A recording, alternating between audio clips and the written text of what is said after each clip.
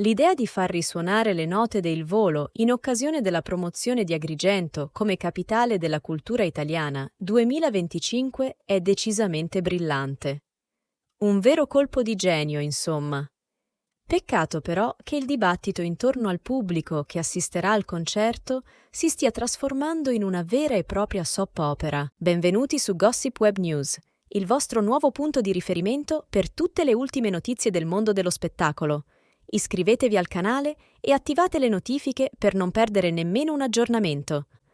D'altronde, cosa c'è di meglio per attirare l'attenzione su una manifestazione culturale che coinvolgere un trio musicale noto in tutto il mondo?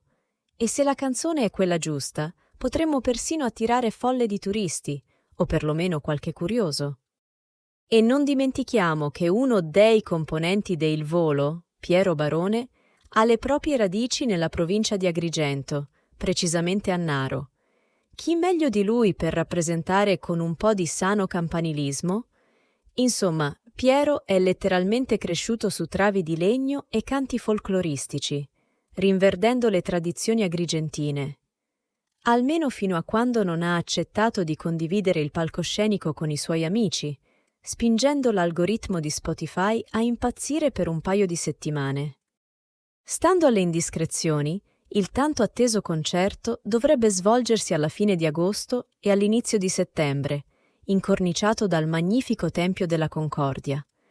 Quella che sarebbe una scenografia da Oscar ha suscitato discussioni ferventi e, a quanto pare, anche un pizzico di confusione temporale. La documentazione parla di una data già superata, 10 luglio 2024, e di una probabile nuova data, 10 luglio 2025, evento trasmesso sia in Italia sia negli Stati Uniti. Meglio affrettarsi, allora. Volendo dare un'occhiata al budget, il decreto del Dipartimento dei Beni Culturali mostra che si sta parlando di investire ben 500.000 euro per questo spettacolo da non perdere. Ma ci poniamo tutti la stessa domanda: chi sarà il pubblico? Sarà composto da turisti adoranti o da una selezione di notabili riuniti in una sorta di giardino segreto? La possibilità che il concerto diventi un happening per insospettabili autorità civili ed ecclesiastiche ha sollevato un polverone, con commenti taglienti da parte di figure locali come il noto avvocato Salvatore Pennica. Il vero mistero, però, è se tutto questo si risolverà nel silenzio assordante di un evento privato, ridotto a una cerimonia per pochi eletti, o se il popolo agrigentino deciderà di alzare la voce, come già dimostrato dalla recentissima protesta Vogliamo l'acqua.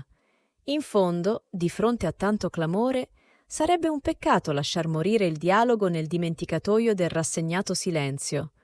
Il 2025 è a un passo, e Agrigento non può certo permettersi di rimanere in coda. Grazie per averci seguito oggi. Ci vediamo nel prossimo video con più gossip e storie esclusive.